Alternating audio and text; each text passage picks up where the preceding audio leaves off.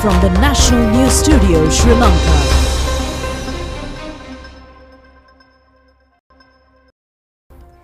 Hello there and a warm welcome to the news live from the National News Studios. I'm Sharifa Tahir and together with me tonight is Tirina Udayaratna. First off, let's take a look at the top stories tonight.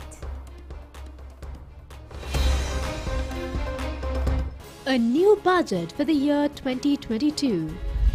Parliament will elect a new Deputy Speaker tomorrow.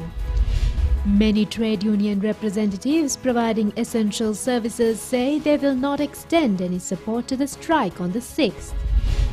Island-wide fuel distribution is being carried out continuously. A new government plan to overcome medicine shortages. A suspicion has arisen regarding the OPEC not taking measures to reduce the world oil prices. We take a look at those and other stories in detail now. First off, the top stories tonight. Minister of Finance Ali Sabri says that a new budget to suit the needs of the present economic condition will be presented for the remaining period of this year. He has made these remarks delivering a special statement on the current economic situation and future course of action in the Parliament today. This was the first occasion that Minister Ali Sabri expressed his opinions in Parliament after recent discussions with the International Monetary Fund. Finance Minister Ali Sabri said that no government would make an investment from a taken foreign loan. A debt is being settled after taking a new loan. This has also been the practice of all previous governments. They have obtained bigger loans and repaid a little and enlarged its debt burden. That's how Sri Lanka has accumulated a staggering debt of $51 billion. Throughout the history, we have been accumulating a mountain of debt. Every government was acting on a dependency syndrome. People had been given a piece of fish instead of a fishing hook. Their motive had been only to please the people. The minister has also acknowledged that the wrong decisions taken in the past 2 to 3 years have aggravated the situation. The shortcomings of the present government included tax cutbacks, not going to the IMF and relying upon the dollar and taking time on debt restructuring. In addition to this, the COVID-19 pandemic and the Ukraine war have added to the burden. The minister also said that many other foreign countries have also been affected by these calamities. The Chinese envoy has stated that he was not happy of Sri Lanka going before the IMF. However, he has made a clarification to the ambassador. He has stated that China will extend Sri Lanka's negotiations with the IMF as a major partner. The country is battling with unprecedented socio-economic and political challenges. Sri Lanka should have focused on regaining capital market access by establishing a credible path of macroeconomic stabilization supported by institutions such as the IMF. The public protests send the message that we need to be serious in providing professional and sustainable solutions. It is time for Sri Lanka to establish a broad political consensus on the economic path forward for the country. He added that the root cause of the issue was the unsustainable fiscal policies adopted by many successive governments. The fundamentals of the remedies are quite straightforward. That is, to have a sustainable debt position rather than placing burden of a huge debt pile on generations to come. The Parliament must give priority to implementing tax reforms. They are hoping to present a new budget shortly. It is necessary to increase the income tax in the country. Sri Lanka, like no other country, must present to Parliament a 10-year blueprint on the economy. The government and the opposition must join hands, and the problem has to be viewed in a broad perspective.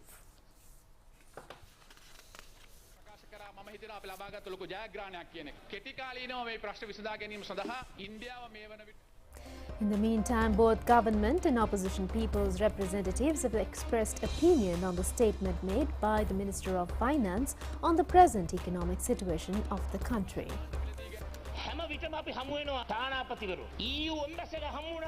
Opposition leader Sajith Premadasa said that he is constantly meeting ambassadors, and he further said that he has requested the EU delegation not to take away the GSP Plus facility. The opposition leader further said that India has inquired whether Sri Lanka needed their assistance. The opposition leader said he has responded requesting the maximum support possible on behalf of the people of the country.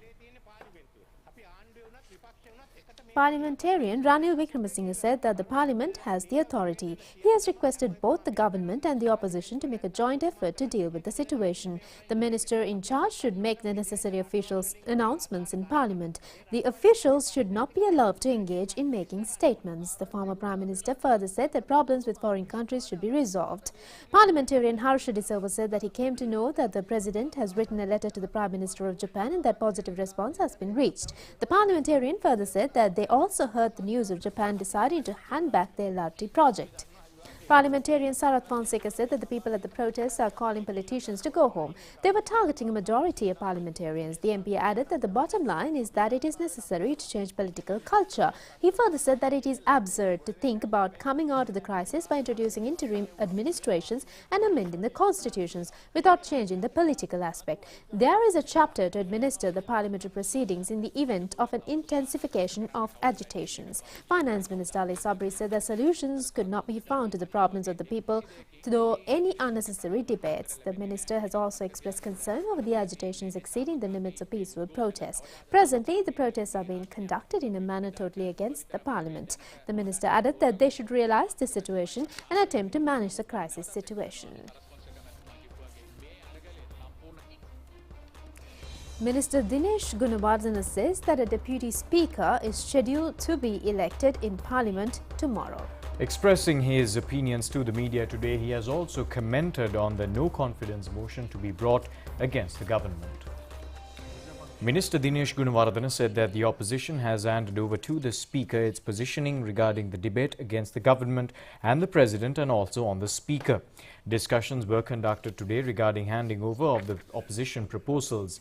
However, it has been stated that discussions were not to be conducted on the acceptance of a draft bill. A decision should be given or could be given regarding including the issue in the agenda paper if they were accepted by the Speaker according to the constitutional requirements and the standing orders. More time will be given to the parliamentarians to gain access to these information.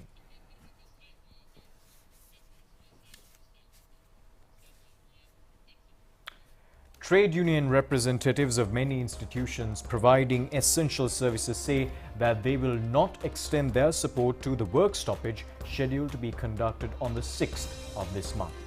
In discussions with the President conducted on the 6th of this month at the President's house in Fort, they have also pointed out that this strike has been planned to add further burdens on the general public with the objective of fulfilling political needs. The representatives have also assured that they will take all necessary measures to continuously maintain their services. The anticipated work stoppage is not intended on behalf of the workers' rights, but on the needs of several political parties. The objective of the strike is to further intensify the existing economic crisis and to subject the people into more difficulties. The trade union representatives at the meeting have therefore reiterated that it is the duty and the responsibility of all employees to clearly understand the situation and take appropriate measures for the normal functioning of the services. The President on this occasion has pointed out on the need to embark upon new methodologies to overcome the economic crisis. The ulterior political motive behind the issue is to further aggravate the existing situation. The President has further stressed that the employees should realize the threat and prevent any attempts to destabilize institutions. He also has extended his gratitude to workers who were engaged in duties on the day of the previous work stoppage on the 28th of last month, disregarding the calls to abstain from working.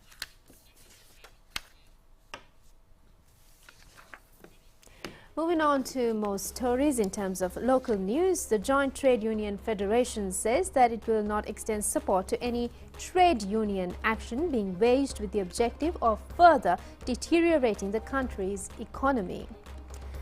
The representatives at a media briefing in Colombo today has requested the working class to extend cooperation to overcome the challenges faced by the country.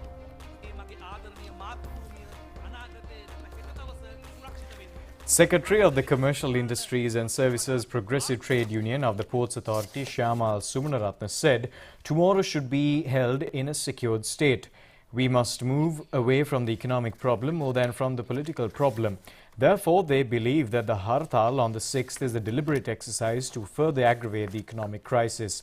There are 37 trade unions in the Sri Lanka Ports Authority.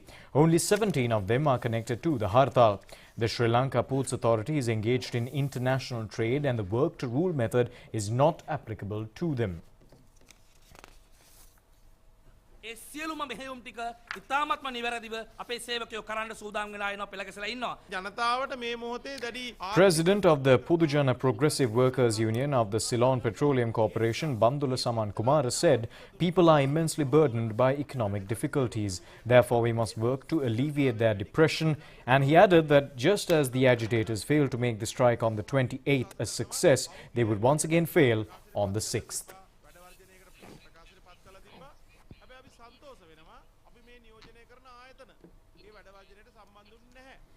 The Ceylon Petroleum Corporation says it possesses adequate stocks of fuel. Accordingly, fuel distribution to cater to daily requirements is being carried out continuously. Bowsers are supplying fuel without disruptions from the Kolanava terminal of the corporation. Co-Secretary of the Pudujana Employees Union of the CPC, Jayantha Paravegama, said that the country is somehow receiving the required quantities of fuel. The daily requirement is around 5,500 metric tons. He added that they have a problem as to what happens to the fuel being supplied. The police assistance is needed in this connection. The biggest drawback has been the dysfunctioning of the refinery a few months ago. A petrol ship is being unloaded even today. He added that the consumers must ensure that only through sparing the use of fuel we could get over the problem. Long queues were seen at filling stations even today as well. Water level at the Mausakala Reservoir has further declined by this morning. This is a major reservoir contributing to the national power generation.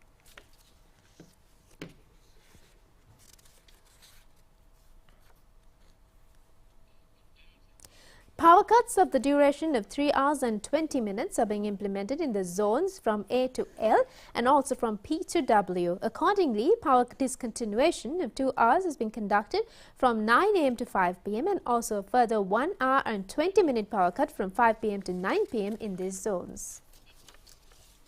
The government has taken measures to overcome the existing shortage of medicine in the country. The Health Ministry requests the general public to inform of any instances of any shortfalls in the coming weeks. The ministry says that they could convey information through dialing 2 after calling the Suvasaria telephone number 1999.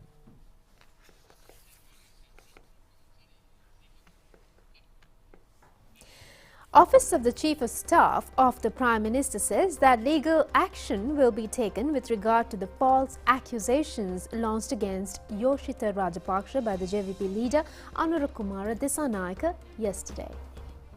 The office says that at a media discussion held at the Foundation Institute yesterday, Anurukumara Dissanayake has misguided the public by presenting deed numbers and lands, which he said as belonging to Yoshitha Rajapaksa. It also says that statements made in this regard are being rejected with great disgust, adding that instructions have been given to legal counsel to take necessary measures.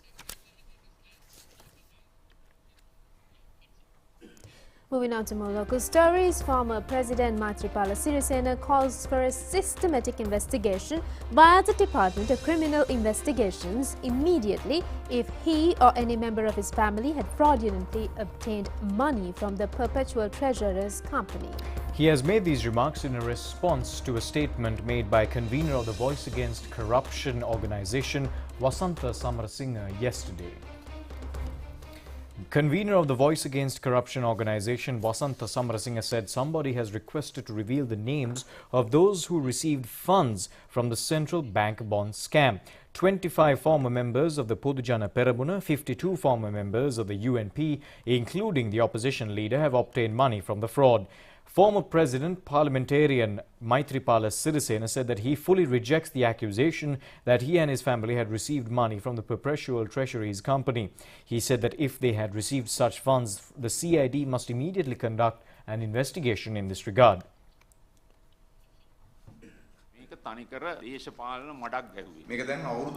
Parliamentarian Dasiri Jayasekara said that this is a fact presented 5 years ago. He has also rejected the accusations made against him.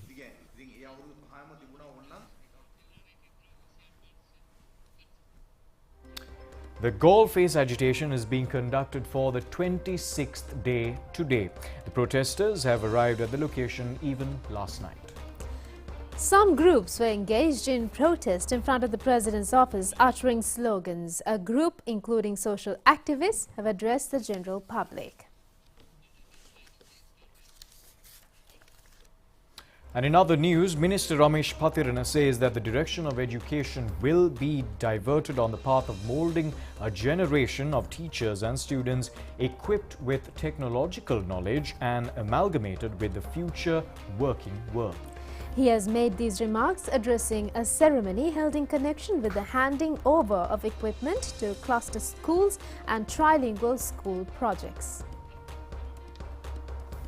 Minister Ramesh Patirana said that Sri Lanka is facing an extremely difficult situation. Even amid such circumstances, the annual intake of students to the universities was increased to 40,000 from 30,000. Technological methods will be used to provide students who passed in the GCE advanced level examination to find employment. Even amidst difficulties, the President has allowed a 30 billion rupee salary increase to teachers.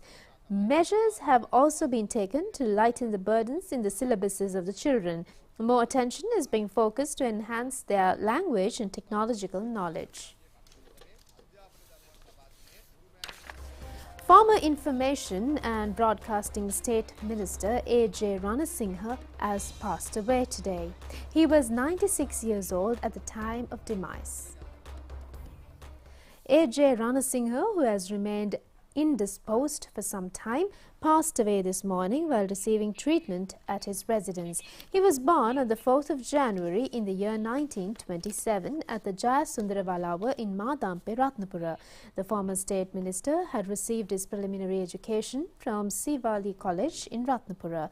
A.J. Ranasinghe had functioned as Information and Broadcasting State Minister from 1989 to 1994 in the government of Ranasinghe Premadasa. Later on, he had performed duties as an assistant director of the National Apprenticeship Board. He was also a one-time ambassador of Sri Lanka to Canada. A.J. Ranasinghe had also been the first Director General of the Tower Hall Theatre. Final rites are scheduled to be conducted at the General Cemetery, Borala, tomorrow evening. Well, that's it on local news. Stay tuned in for international stories coming up next. நாடு சென்று நாளும் உழைத்த பணத்தை வீட்டுக்கு அனுப்பும் போது பரிசு குவியல்கள். நீங்கள் வெளிநாட்டிலிருந்து அனுப்பும் பணத்தினை மக்கள் வங்கிக்கு அனுப்பினால் பரிசு குவியல்கள். பீப்பிள்ஸ் ரெமிட்டன்ஸ் கோடி அதிர்ஷ்டம். அனுப்புங்கள், வெல்லுங்கள்.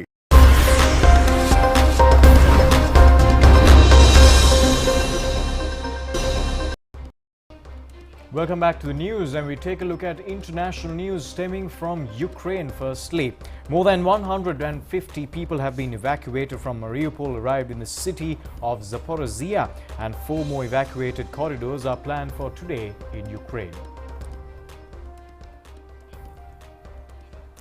Fresh evacuations from the besieged Ukrainian port city of Mariupol got underway today. A convoy of buses departed Mariupol for Zaporizhia in efforts led by the United Nations and the Red Cross. Ukrainian authorities hope to evacuate hundreds of civilians from the city of Mariupol, which is almost fully under Russian control. The European Union has unveiled proposals for new sanctions on Russia, including a total ban of Russian oil imports by the end of the year. The plans also include sanctions on individuals, including those suspected of war crimes. The EU plans to offer additional military support to Moldova amid fears war could spread to Ukraine's neighbor. In the meantime, the world's major oil exporters meet tomorrow amid calls from across the globe to bring down prices. But members of oil producers group OPEC Plus are not rushing to help out. OPEC nations produce about 30% of the world's crude oil, about 28 million barrels a day. The biggest single oil producer within OPEC is Saudi Arabia, which produces more than 10 million barrels a day. In 2016, when oil prices were particularly low, OPEC joined forces with 10 non-OPEC oil producers to create OPEC Plus. Among them is Russia, which also produces over 10 million barrels a day. Together, these nations produce about 40% of the world's crude oil. As COVID-19 spreads around the country and the world, went into lockdown, the price of crude oil crashed because of a lack of buyers. After this, OPEC Plus members agreed to slash production by 10 million barrels a day to drive the price back up. In June 2021, with demand for crude oil beginning to recover, OPEC Plus started gradually increasing supply, putting an extra 400,000 barrels a day onto world markets. It is now supplying some 2.5 million barrels of oil a day, less than in spring 2020. However, when Russia invaded Ukraine, the price of crude soared to well over $100 a barrel. This has caused significant rises in the price of petrol at pumps. OPEC Plus has indicated that the gap between supply and demand is narrowing and that today's high prices simply reflect panic on the part of oil buyers. Investment fell off during the pandemic and oil installations in some cases haven't been well maintained. Now they are discovering they cannot actually deliver production increases in full.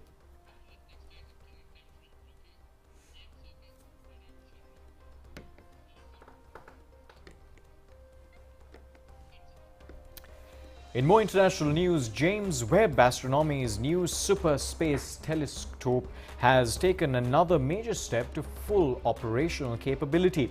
The $10 billion successor to the Hubble Space Telescope is now fully focused and aligned.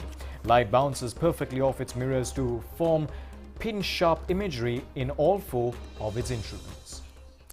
NASA's new Deep Space Observatory will soon move between hot and cold in a crucial test of its infrared viewing capabilities. The James Webb Space Telescope, which just finished its alignment phase last week with sharp images of distant stars, is preparing a thermal stability test.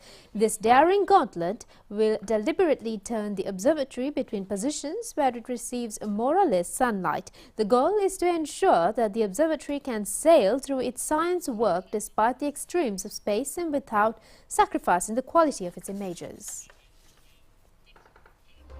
Now, in some surprising international news, ahead of Children's Day tomorrow in Japan, in a Shinto shrine in Tsukuruoka city of the Yamagata prefecture, hosted a so-called Crying Baby contest. The Crying Baby Festival is an annual Japanese festival. Two babies compete in a short match in which the first child to cry is proclaimed the winner. According to Japanese folklore, a crying baby has the power to ward off evil spirits, while a strong, loud cry indicates the child will grow up strong and healthy. On the first day today, around 60 babies had entered the event, the visuals and footage of which you are seeing right now.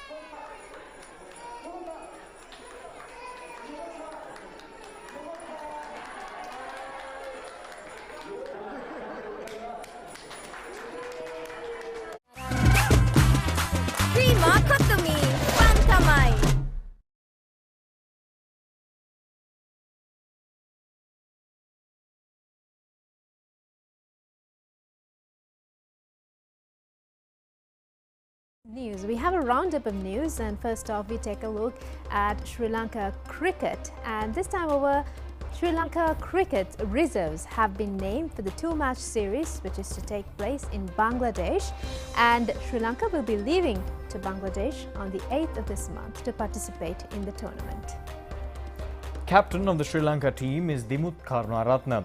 The other members of the squad are Kamil Mishara, Oshida Fernando, Angelo Matthews, Kusal Mendis, Dhananjaya De Silva, Kamindu Mendis, Niroshan Dikwella, Dinesh Chandimal, Ramesh Mendis, Chamika Karunaratne, Suminda Lakshan, Kasun Rajita, Vishwa Fernando, Asita Fernando, Dilshan Madhushankar, Praveen Jayavikrama and Lasit Ambuldenia. The Punjab Kings